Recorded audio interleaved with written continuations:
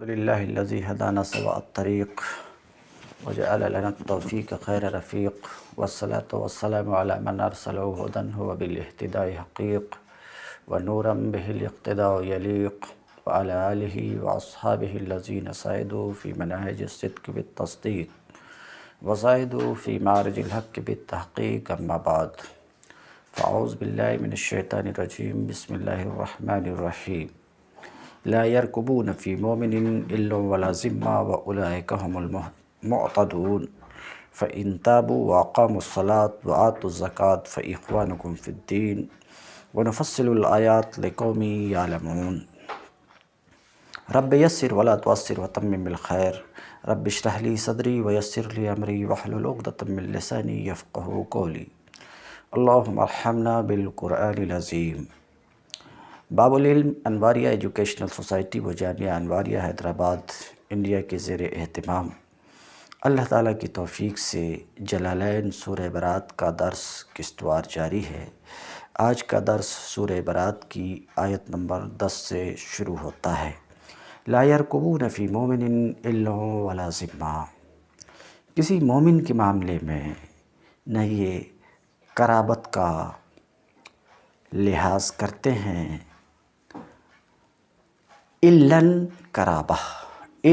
قرابت رشتہ داری، کسی مومن کے بارے میں نہ یہ قرابت کا لحاظ کرتے ہیں، ولا ذمہ، اور نہ کسی عہد کی ذمہ داری کا، وَأُولَئِكَ هُمُ الْمُعْتَدُونَ، اور زیادتی ہمیشہ انہی کی طرف سے ہوئی ہے۔ بات صاف ہے، اس پر گفتگو ہو چکی ہے۔ فَإِن تَابُوا وَأَقَامُوا الصَّلَاةَ وَآتُوا الزَّكَاةَ فَإِخْوَانُكُمْ، پھر اگر یہ توبہ کر لیں اور نماز قائم کریں اور زکوٰۃ دیں، فَإِخْوَانُكُمْ اے فہم اخوانکم، اس تفسیر سے اشارہ کرنا چاہ رہے ہیں کہ فَإِن تَابُوا وَأَقَامُوا الصَّلَاةَ وَآتُوا الزَّكَاةَ شرط ہے، اخوانکم جزا ہے۔ جزا اس طور پر کہ یہ خبر ہے مبتدا محذوف فہم اخوانکم، تو اگر یہ توبہ کر لیں، نماز قائم کریں، زکوٰۃ دیں، تو یہ تمہارے دینی بھائی ہیں۔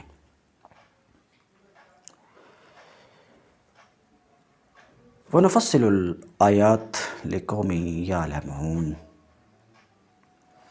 اور تدبر کرنے والوں کے لیے، جاننے والوں کے لیے ہم اپنے احکام واضح کیے دیتے ہیں۔ یہاں پھر یہ تصریح کی گئی ہے کہ نماز اور زکوٰۃ کے بغیر محض توبہ کر لینے سے وہ تمہارے دینی بھائی نہیں بن جائیں گے، اور یہ جو فرمایا گیا کہ اگر ایسا کریں، کیسا کریں؟ توبہ کریں، نماز قائم کریں، زکوٰۃ ادا کریں، تو تمہارے دینی بھائی ہیں۔ تو اس کا مطلب یہ ہے کہ شرائط پورا کرنے کا نتیجہ صرف یہی نہیں ہوگا کہ تمہارے لیے ان پر ہاتھ اٹھانا، ان کے جان و مال سے تعرض کرنا حرام ہو جائے گا، بلکہ اس سے بڑھ کر اس کا فائدہ یہ بھی ہوگا کہ اسلامی سوسائٹی میں ان کو برابر کے حقوق حاصل ہو جائیں گے، معاشرتی، تمدنی اور قانونی حیثیت سے وہ تمام دوسرے مسلمانوں کی طرح ہوں گے، کوئی فرق و امتیاز ان کی ترقی کی راہ میں حائل نہیں ہوگا۔ فَإِخْوَانُكُمْ اے فہم اخوانکم سے اشارہ کرنا چاہ رہے ہیں کہ فَإِخْوَانُكُمْ شرط کی جزا ہے، اس طور پر کہ مبتدا ہم محذوف ہے، یہ غرض ہے۔ تو وہ تمہارے دینی بھائی ہیں۔ وَنُفَصِّلُ الْآيَاتِ اے نُبَيِّنُ، اس کا لغوی معنی بیان کر رہے ہیں، یعنی ہم جاننے والوں کے لیے، تدبر کرنے والوں کے لیے، آیات کو تدبر کرنے والوں کے لیے، جاننے والوں کے لیے ہم آیات کو، اپنے احکام کو واضح کیے دیتے ہیں۔ وَإِن نَكَثُوا أَيْمَانَهُم مِّن بَعْدِ عَهْدِهِمْ وَطَعَنُوا فِي دِينِكُمْ فَقَاتِلُوا أَئِمَّةَ الْكُفْرِ، اور اگر عہد کرنے کے بعد، من بعد عہدہم، اور اگر عہد کرنے کے بعد یہ پھر اپنی قسموں کو توڑ دیں، نَکَثُوا توڑ دیں، ایمانہم اپنی قسموں کو، اور اگر یہ عہد کرنے کے بعد پھر اپنی قسموں کو توڑ ڈالیں، وَطَعَنُوا فِي دِينِكُمْ، اور تمہارے دین پر حملے کرنے شروع کر دیں، فَقَاتِلُوا أَئِمَّةَ الْكُفْرِ، تو ان سے، ان کفر کے سرگناؤں سے، کفر کے علمبرداروں سے جنگ کرو، ان سے جو ایسا کریں کہ قسموں کو توڑ دیں عہد کرنے کے بعد، اور تمہارے دین میں عیب نکالنے لگیں، حملے کرنے لگیں، ان سے کیا کرو؟ جنگ کرو۔ فقاتلو، تو ان کے کی جگہ فقاتلو ائمۃ الکفر، فقاتلو ائمۃ الکفر، مفسر کہتے ہیں رؤوساہ، ائمۃ الکفر، کفر کے سرداروں سے، کفر کے سرداروں سے، فیہ وضع الظاہر موضع المضمر، یہاں اس میں ظاہر کو رکھا گیا ہے ضمیر کی جگہ۔ یہ ذرا ایک نحوی گفتگو ہے، وہ یہ کہ فقاتلوا ائمۃ الکفر، فقاتلوہم ہونا چاہیے، ان سے قتل کرو، مگر ہم کی جگہ ائمۃ الکفر، ضمیر کی جگہ ظاہر کو رکھا گیا، اس ضمیر کی جگہ ظاہر کو رکھا گیا، اس کو کہہ رہے ہیں کہ یہاں اس میں ظاہر کو ضمیر کی جگہ رکھا گیا۔ ایسا کیوں کیا گیا؟ اشارہ کرنے کے لیے کہ ایسا کرنے کی وجہ سے یہ کفر کے ائمہ بن گئے ہیں، ایسا کرنے کی وجہ سے یہ کفر کے سرگنا اور سردار ہوئے کہ دوسرے لوگ جو بعد میں انہی کی پیروی کریں گے۔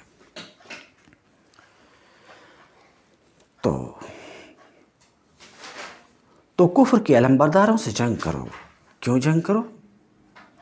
انہم لا ایمان لہم لعلہم ینتہون، کیونکہ ان کی قسموں کا کوئی اعتبار نہیں، ان کی قسموں کا، لا ایمان لہم، ان کی قسموں کا کوئی اعتبار نہیں، ایمان اے عہود لہم، ان کی قسموں کا کوئی اعتبار نہیں۔ ابن کثیر کی قرأت میں ایمان کی جگہ ایمان ہے، ان کے ایمان کا کوئی اعتبار نہیں۔ لعلہم ینتہون، شاید کہ پھر تلوار ہی کے زور سے وہ باز آئیں گے۔ اس جگہ سیاق و سباق خود بتا رہا ہے کہ قسم اور عہد و پیمان سے مراد کفر چھوڑ کر اسلام قبول کر لینے کا عہد ہے، اس لیے کہ ان لوگوں سے اب کوئی اور معاہدہ کرنے کا تو کوئی سوال باقی ہی نہ رہا تھا۔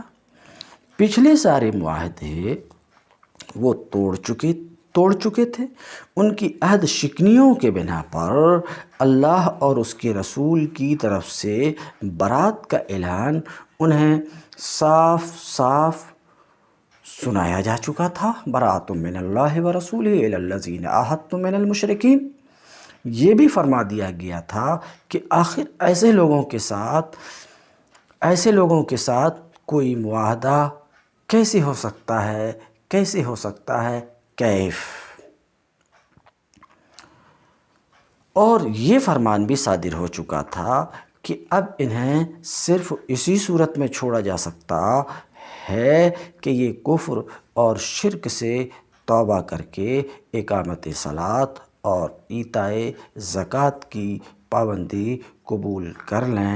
اس سے یہ بات واضح ہوئی کہ عہد و پیمان سے مراد یہاں کفر چھوڑ کر اسلام قبول کر لینے کا عہد ہے۔ کہتے ہیں لعلہم ینتہون، شاید کہ وہ باز آئیں گے، یعنی تلوار کے زور سے ہی وہ باز آئیں گے۔ الا تقاتلون قوما نکثوا ایمانہم وہموا باخراج الرسول وہم بدؤکم اول مرہ اتخشونہم فاللہ احق ان تخشوہ ان کنتم مؤمنین۔ کیا تم نہ لڑو گے، الا تقاتلون، کیا تم نہ لڑو گے، قوماً، ایسی قوم سے، ایسے لوگوں سے، نکثوا ایمانہم، جو اپنے عہد توڑتے رہے، جو اپنے عہد توڑتے رہے، وہموا باخراج الرسول، اور جنہوں نے رسول کو ملک سے نکال دینے کا قصد کیا تھا۔ وہم بدؤکم اول مرہ، اور زیادتی کی ابتدا کرنے والے وہی تھے۔ اتخشونہم،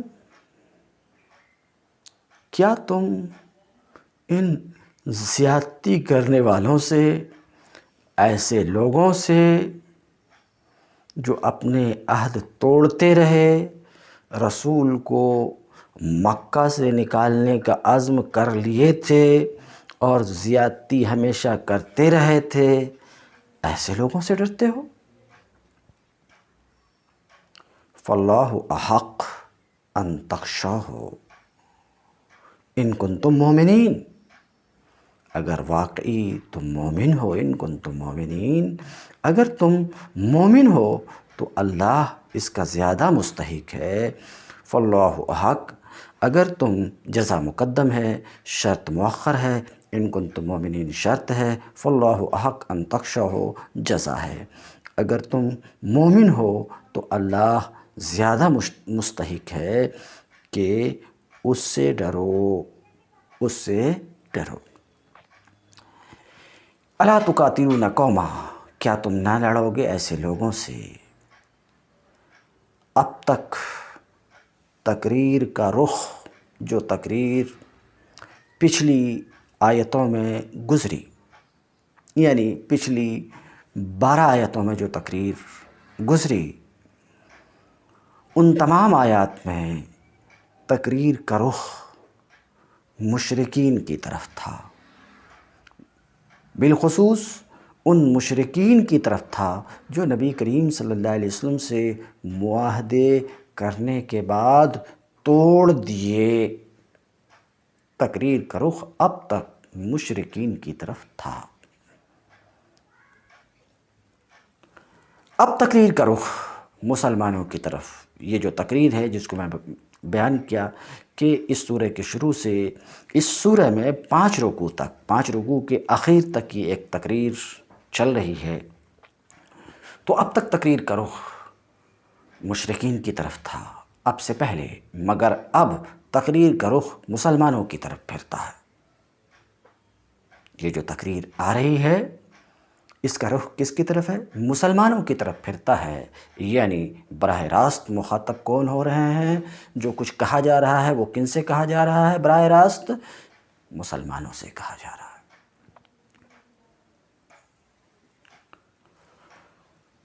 اور ان کو جنگ پر ابھارنے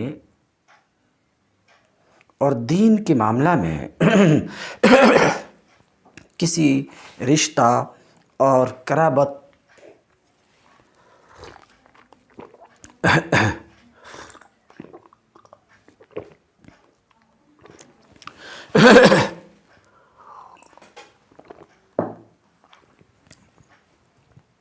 تو اب تقریر کا رخ مسلمانوں کی طرف پھرتا اور ان کو جنگ پر ابھارنے اور دین کے معاملے میں کسی رشتہ و قرابت اور کسی دنیاوی مصلحت کا لحاظ نہ کرنے کی پرزور تلقین کی جاتی ہے مسلمانوں کو۔ اس حصہ تقریر کی روح سمجھنے کے لیے ایک مرتبہ اس صورتحال کو سامنے رکھ لینا چاہیے جو اس وقت درپیش تھی۔ اس میں شبہ نہیں ہے کہ اسلام اس تقریر کے نزول کے وقت ملک عرب کے ایک بڑے حصے پر چھا گیا تھا، اور عرب میں اب کوئی ایسی بڑی طاقت نہ رہی تھی جو اس دعوت اسلامی کو دعوت مبارزت دے سکتی ہو۔ لیکن پھر بھی جو فیصلہ کن قدم اور انتہائی انقلابی قدم اس موقع پر اٹھایا جا رہا تھا، براءۃ من اللہ ورسولہ الآیہ، اس کے اندر بہت سے خطرناک پہلو ظاہر بین نگاہوں کو نظر آ رہے تھے۔ اولاً تمام عہد شکن مشرک قبائل کو بیک وقت معاہدات کی منسوخی کا چیلنج دے دینا، پھر مشرکین کے لیے حج کی بندش، کعبے کی تولیت میں تغیر، رسوم جاہلیت کا کلی انسداد، یہ معنی رکھتا تھا کہ ایک مرتبہ سارے ملک میں آگ سی لگ جائے اور مشرکین و منافقین اپنا آخری قطرے خون تک اپنی مفادات اور تعصبات کی حفاظت کے لیے بہا دینے پر آمادہ ہو جائیں۔ ثانیاً حج کو صرف اہل توحید کے لیے مخصوص کر دینے، جیسا کہ حضرت علی نے نحر کے دن ان آیات کا اعلان کرنے کے ساتھ یہ بھی اعلان کیا کہ اب سال کے بعد کوئی مشرک کعبہ کا حج نہ کرے۔ تو حج کو اہل توحید کے لیے مخصوص کر دینے اور مشرکین پر کعبے کا راستہ بند کر دینے کے معنی یہ تھے کہ ملک کی آبادی کا ایک معتدبہ حصہ جو ابھی مشرک تھا، کعبہ کی طرف اس نقل و حرکت سے باز رہ جائے جو کعبہ صرف مذہبی حیثیت ہی سے نہیں بلکہ معاشی حیثیت سے بھی عرب میں غیر معمولی حیثیت رکھتا تھا، جس پر اس زمانے میں عرب کی معاشی زندگی کا بڑا انحصار تھا۔ ثالثاً جو لوگ صلح حدیبیہ اور فتح مکہ کے بعد ایمان لائے تھے، ان کے لیے یہ معاملہ بڑی کڑی آزمائش کا تھا، کیونکہ ان کے بہت سے بھائی بند، عزیز و اقارب ابھی تک مشرک تھے۔ ان میں ایسے لوگ بھی تھے جن کے مفاد قدیم نظام جاہلی کے مناصب سے وابستہ تھے۔ اب جو بظاہر تمام مشرکین عرب کا تہس نہس کر ڈالنے کی تیاری کی جا رہی تھی، تو اس کے معنی یہ تھے کہ یہ نئے مسلمان خود اپنے ہاتھوں، اپنے خاندانوں، اپنے جگر گوشوں کو پیوند خاک کریں اور ان کے جاہ و منصب اور صدیوں کے قائم شدہ امتیازات کا خاتمہ کرتے ہیں۔ اگرچہ فی الواقع ان میں سے کوئی خطرہ بھی عملاً بروئے کار نہ آیا۔ اعلان برات سے ملک میں حرب کلی کی آگ بھڑکنے کے بجائے یہ نتیجہ برآمد ہوا کہ تمام اطراف و اکناف عرب سے بچے کھچے مشرک قبائل اور امراء اور ملوک کے وفد آنے شروع ہو گئے، جنہوں نے نبی کریم صلی اللہ علیہ وسلم کے سامنے اسلام اور اطاعت کا عہد کیا، اور ان کے اسلام قبول کر لینے پر نبی صلی اللہ علیہ وسلم نے ہر ایک کو اس کی پوزیشن پر بحال رکھا۔ لیکن جس وقت اس نئی پالیسی کا اعلان کیا جا رہا تھا، اعلان کی ابتدا براءۃ من اللہ ورسولہ الی الذین عاہدتم من المشرکین سے اس پالیسی کی ابتدا ہوتی ہے، جس کے تعلق سے آپ نے سماعت فرمایا پچھلے سبق میں کہ یہ اعلان 10 ذی الحجہ سن 9 ہجری کو حضرت علی رضی اللہ تعالیٰ عنہ کی زبان مبارک سے ہوا تھا۔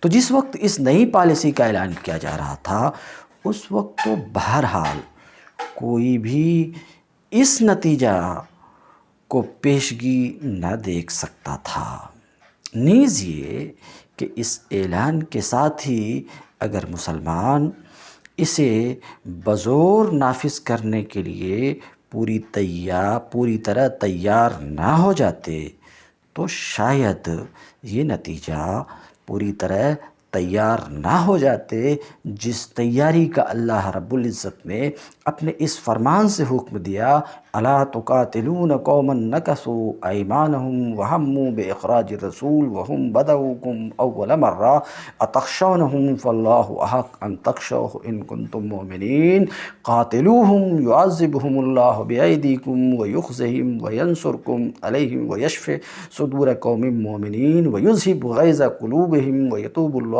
علی من یشاء واللہ علیم حکیم۔ الآیات۔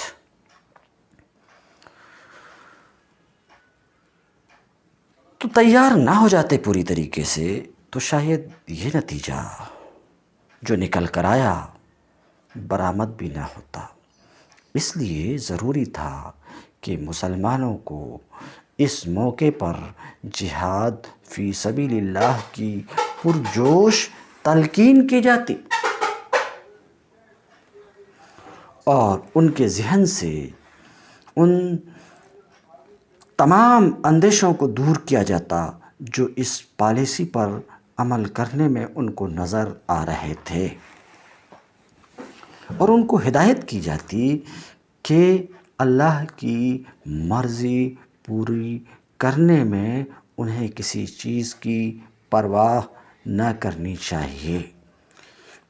یہی تقریر، یہی مضمون اس تقریر کا موضوع ہے۔ اب ہم دیکھتے ہیں کہ مفسر صاحب جلالین اس پر کیا گفتگو کرتے ہیں۔ الا تقاتلون، الا للتحزیز، الا تقاتلون میں الا تحزیز کے لیے ہے، تحزیز ابھارنے کے لیے ہے، یعنی قتال کو محبوب بنا کر ابھارا گیا، مخاطب اہل ایمان کو کس پر ابھارا گیا؟ قتال پر۔ تو الا یہ تحزیز کے لیے ہے، عام زبان میں ترغیب کے لیے، رغبت دلانے کے لیے، کس چیز کی طرف؟ قتال کی رغبت دلانے کے لیے، کن کو؟ اہل ایمان کو۔ الا تقاتلون، الا تحزیز کے لیے ہے، تو کیا تم قتال نہیں کرو گے ایسے لوگوں سے جو اپنے عہدوں کو توڑتے رہے؟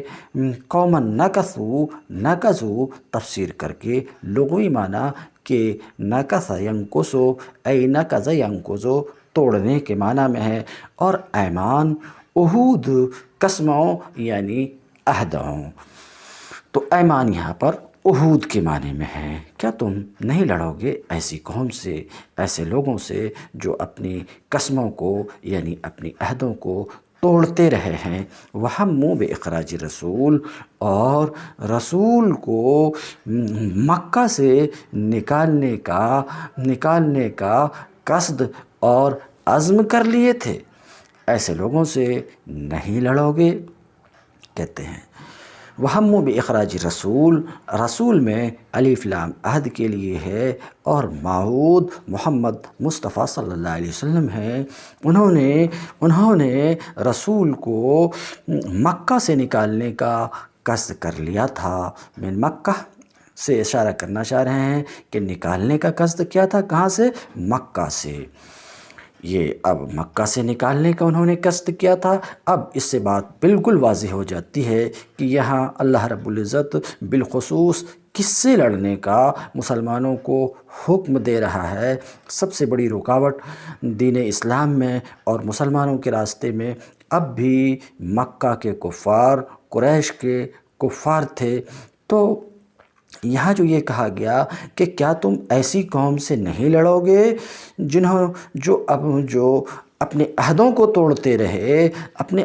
توڑتے رہے اور رسول کے نکالنے کا عزم کر لیے تھے۔ یہ کون عزم کیے تھے؟ مکہ کے کفار، قریش کے کفار۔ تو بات صاف ہو رہی ہے کہ یہاں بالخصوص مسلمانوں کو ابھارا جا رہا ہے جنگ کرنے پر۔ کن سے؟ بالخصوص کن سے؟ قریش کے کفار سے۔ کیوں؟ کیونکہ وہی اس بات کا قصد کیے تھے رسول علیہ السلام کو مکہ سے نکالنے کا۔ کہتے ہیں من مکہ، جبکہ وہ مشورہ کیے اخراج کے بارے میں دارالندوہ میں۔ یہ پورے ایک قصہ کی طرف اشارہ ہے جو آپ سب کو معلوم ہے، میں اس تفصیل میں نہیں جاتا۔ یعنی دارالندوہ جو مکہ ہی میں حرم سے بالکل ہی، مسجد حرام سے بالکل ہی قریب ایک بیلڈنگ تھی جس کی تعمیر قصی بن کلاب نے کی تھی۔ قصی بن کلاب کوئی اور نہیں، حضور کے اجداد میں سے ہی تھے۔ تو قصی بن کلاب نے ایک بیلڈنگ کی تعمیر کی تھی اور نام اس کا دارالندوہ رکھا تھا۔ اس بیلڈنگ کی تعمیر کا مقصد تھا کہ قریش کے لوگ یہاں بیٹھ کر مشورہ کر سکیں۔ تو دارالندوہ قصی کی ہی تعمیر تھی، یہ ابو جہل یا ابو لہب کی تعمیر نہیں تھی۔ تو قصی بن کلاب کی یہ تعمیر تھی، اور ظاہر سی بات ہے یہ تعمیر جو ہوئی تھی مشاورت کے لیے، حدیث گفتگو بات چیت کے لیے، تو کہہ سکتے ہیں کہ یہ دارالمشاورہ تھا۔ اس دارالمشاورہ میں قریش کی ایک بیٹھک ہوئی اور قریش کے تمام سرداران، مکہ کے بڑے بڑے سرداران اس میں حاضر ہوئے، یہاں تک کہ ابلیس بھی اس میں حاضر ہوا، اور مشورہ ہونے لگا کہ محمد مصطفیٰ صلی اللہ علیہ وسلم کے بارے میں کیا کچھ کرنا ہے۔ تو انہی میں ایک مشورہ دینے والے نے ایک مشورہ یہ بھی ہوا کہ ان کو مکہ سے نکال دیا جانا ہے۔ اور بھی مشورے ہوئے، اس کا یہاں پر ذکر ہے۔ وَهَمُّوا بِإِخْرَاجِ الرَّسُولِ، ایسی قوم سے نہیں لڑو گے جنہوں نے رسول کو مکہ سے نکالنے کا قصد اور عزم کر لیا تھا، اس وجہ سے کہ وہ مشورہ کیے دارالندوہ میں۔ کس بات کا مشورہ کیے؟ اخراج کا مشورہ کیے۔ وَهُمْ بَدَؤُوكُمْ بِالْقِتَالِ أَوَّلَ مَرَّةٍ، اور پہلے پہل قتال کی ابتدا وہی کیے معاہدہ کے بعد۔ صلح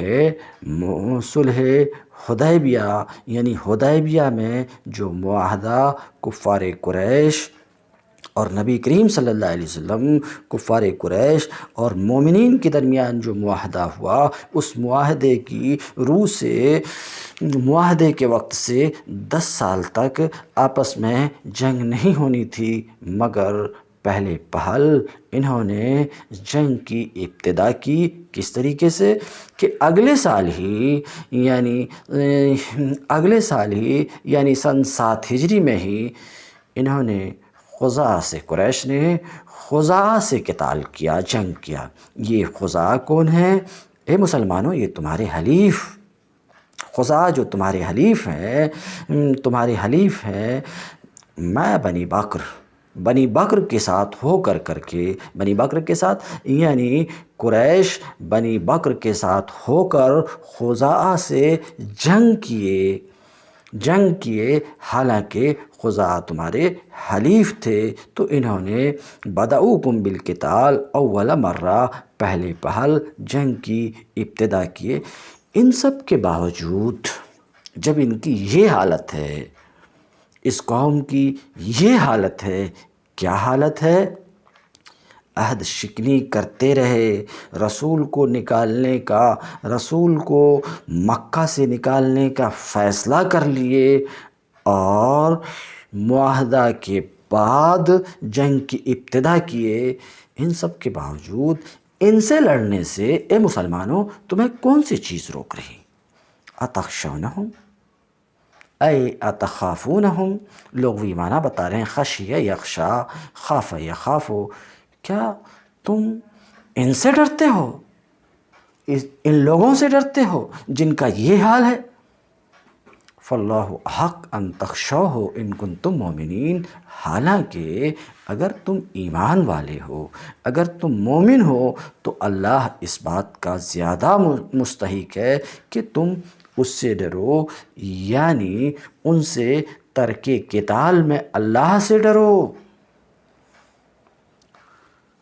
قاتلوہم یعذبہم اللہ بایدیکم، جنگ کرو، جہاد کرو، ان سے لڑو، ان سے اللہ ان کو تمہارے ہاتھوں سے سزا دے گا، تمہارے ہاتھوں سے ان کا قتل کرا کر کے، وَيُخْزِيهِمْ، اور انہیں ذلیل، یذلہم لغوی معنی بیان کر رہے ہیں، انہیں ذلیل اور رسوا کرے گا، قید و بند اور سختی کے ذریعے سے لڑو، وَيَنْصُرْكُمْ عَلَيْهِمْ، اور ان کے خلاف اللہ تمہاری مدد فرمائے گا، وَيَشْفِ صُدُورَ قَوْمٍ مُّؤْمِنِينَ، اور ایمان والے کے دلوں کو ٹھنڈا کرے گا، مما فعل بہم، بسبب اس کے جو انہوں نے یعنی قریش کے کافروں نے بنو خزاعہ کے ساتھ کیا، وَيُذْهِبْ غَيْظَ قُلُوبِهِمْ، اور مسلمانوں کے دلوں کے جلن کو مٹائے گا، ای کربہا، یعنی تکلیف کو، جو تکلیف اس وجہ سے ہوئی، مسلمانوں کے دلوں کی تکلیف اس وجہ سے ہوئی کہ خزاعہ مسلمانوں کے حلیف تھے، اور مسلمانوں کے خزاعہ کے ساتھ قریش کے کفار قتال کیے اور مارے پیٹے، تو اس کی وجہ سے مسلمانوں کے دلوں کو جو تکلیف پہنچی ہے، لڑو اب ان تکلیف کو۔ اللہ رب العزت مسلمانوں کے دلوں میں جو تکلیف ہوئی ہے، جو تکلیف پہنچی ہے، اللہ رب العزت اس تکلیف کو دور کرے گا۔ وَيَتُوبُ اللَّهُ عَلَى مَن يَشَاءُ بِالرُّجُوعِ، وَيَتُوبُ اللَّهُ عَلَى مَن يَشَاءُ، اور اللہ جسے چاہے گا توبہ کی توفیق بھی بخشے گا۔ وَيَتُوبُ اللَّهُ عَلَى مَن يَشَاءُ، اللہ جسے چاہے گا اسے توبہ کی توفیق بھی بخشے گا۔ ذرا سماعت فرمائیں، کیا کہا گیا؟ قاتلوہم، پھر کیا کہا جا رہا؟ وَيَتُوبُ اللَّهُ عَلَى مَن يَشَاءُ وَاللَّهُ عَلِيمٌ حَكِيمٌ۔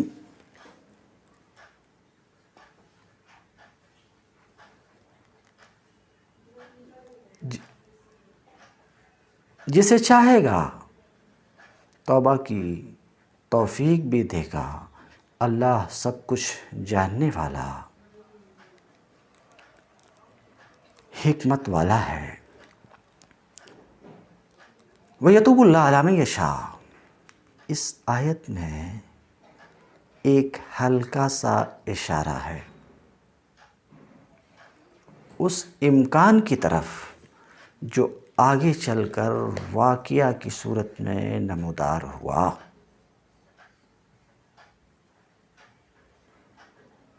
مسلمان جو یہ سمجھ رہے تھے کہ بس اس اعلان کے ساتھ ہی، جو اعلان اوپر آپ نے سنا، اعلان کے ساتھ ہی ملک میں خون کی ندیاں بہہ جائیں گی، ان کی، مسلمانوں کی اس غلط فہمی کو دور کرنے کے لیے اشارتاً انہیں بتایا گیا کہ یہ پالیسی اختیار کرنے میں جہاں اس کا امکان ہے کہ ہنگامِ جنگ برپا ہوگا، وہاں اس کا بھی امکان ہے کہ لوگوں کو توبہ کی توفیق نصیب ہو جائے گی۔ لیکن اس اشارہ کو وَيَتُوبُ اللَّهُ عَلَىٰ مَن يَشَاءُ، اس اشارہ کو زیادہ نمایاں اس لیے نہیں کیا گیا کہ ایسا کرنے سے ایک طرف تو مسلمانوں کی تیاری جنگ ہلکی پڑ جاتی، دوسری طرف مشرکین کے لیے اس دھمکی کا پہلو بھی خفیف ہو جاتا، جس نے انہیں پوری سنجیدگی کے ساتھ اپنی پوزیشن کی نزاکت پر غور کرنے اور بالآخر نظام اسلامی میں جذب ہو جانے پر آمادہ کیا۔ تو ہلکا سا اشارہ اس طرف بھی ہے۔ اس کے بعد اللہ رب العزت اپنی دو صفت ذکر فرما رہا، واللہ علیم حکیم، اللہ سب کچھ جاننے والا ہے، تم سب کچھ نہیں جانتے، اور حکیم حکمت والا ہے، اس کا ہر فیصلہ حکمت پر مبنی ہوتا۔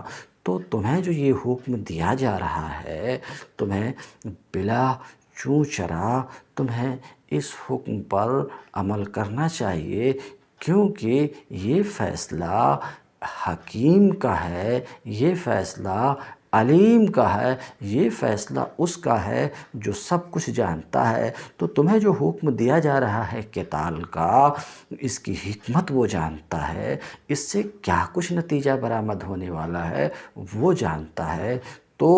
تو یہ کسی نادان، کسی نہ جاننے والے، کسی بیوقوف کا حکم نہیں ہے، بلکہ اس ذات کا حکم ہے جو تمام حقائق سے واقف ہے، جو آج کے حالات کو بھی جانتا ہے اور کل کے حالات کو بھی جانتا ہے، اور وہ حکیم بھی ہے۔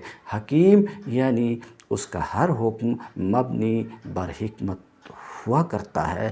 اس لیے تم کو جو حکم دیا جا رہا ہے قتال کا، تم اس حکم پر عمل کرو اور اس کی تیاری کرو۔ کہتے ہیں وَيَتُوبُ اللَّهُ عَلَىٰ مَن يَشَاءُ، اور اللہ جسے چاہے گا اسے توبہ کی توفیق بھی عطا کرے گا، بالرجوع الی الاسلام، یعنی اسلام کی طرف واپس آنے کی توفیق بھی عطا کرے گا۔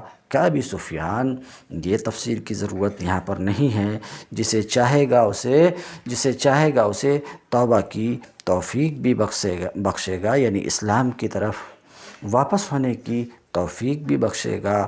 ابی سفیان، یہ مثال پورے طور پہ درست نہیں ہے، کیونکہ ما سبق میں شروع میں خود مصنف اس بات کی تصریح کر چکے ہیں کہ یہ سورہ سن 9 ہجری میں نازل